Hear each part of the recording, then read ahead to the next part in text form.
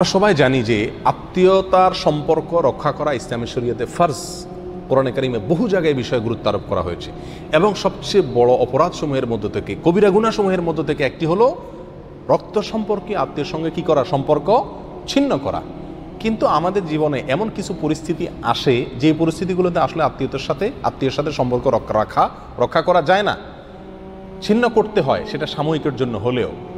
তো এরকম কোনো পরিস্থিতি কি আছে যে পরিস্থিতিতে আত্মীয়ের সঙ্গে সাময়িকের জন্য হলেও সম্পর্ক ছিন্ন করার অনুমোদন ইসলামে আছে?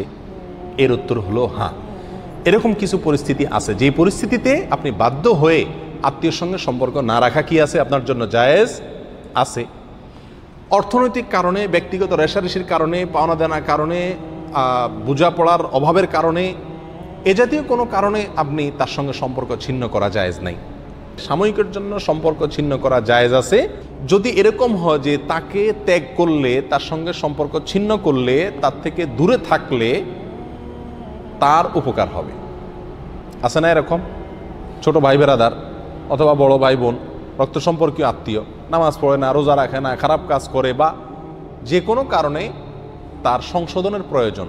এই মুহূর্তে আমি তার থেকে দূরে থাকলে, তার সাথে কথা না বললে, রাগ করে থাকলে, অভিমান করে থাকলে তার সংশোধনের আশা করা যায়।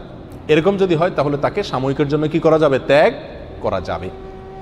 দ্বিতীয়ত, যদি এমন হয় যে রক্ত সম্পর্কীয় আত্মীয়, তার সঙ্গে সম্পর্ক রাখলে আমি নিজে ক্ষতিগ্রস্ত হই, নিশ্চিত ক্ষতির মুখোমুখি পড়ি, যদি তার সাথে কি হয়, আমার সম্পর্ক রাখা হয়, তাহলে আমি নিজে ক্ষতি থেকে বাঁচার জন্য তার সঙ্গে সম্পর্ক ছিন্ন করা কি আছে, জায়েজ আছে।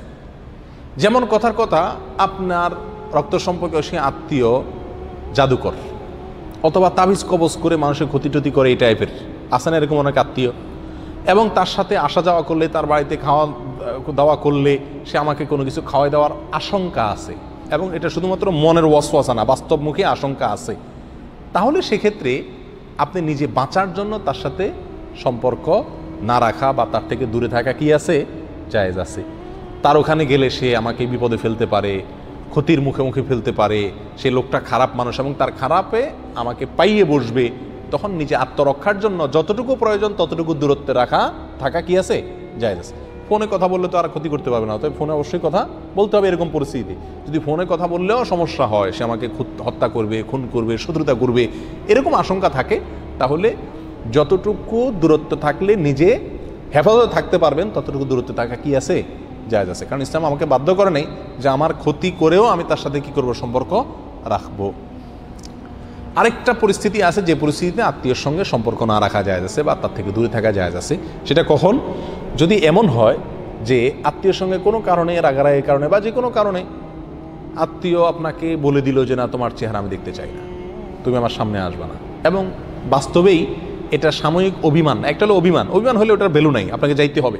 যদি এমন হয় যে না, সে সত্যি সত্যি আপনাকে দেখলে অনেক মনে কষ্ট পায়, আঘাত পায়, অথবা আপনি কথা বললে তার মেজাজ গরম হয়, আরও সম্পর্ক নষ্ট হয়ে যাবে এরকম মনে হয়, তাহলে সেক্ষেত্রে তার সঙ্গে দেখা করতে গিয়ে বা তার সাথে কথা বলতে গিয়ে যদি তাকে কষ্ট দেওয়া হয় এবং এই কষ্টটা আস্তে আস্তে বাড়বে এরকম মনে হয় এবং পরিস্থিতি খারাপের দিকে যাবে মনে হয়, তাহলে স্বাভাবিক হওয়া পর্যন্ত তার সঙ্গে দূরত্ব রাখা কি আছে, জায়েজ আছে, সম্পর্ক না রাখা জায়েজ আছে।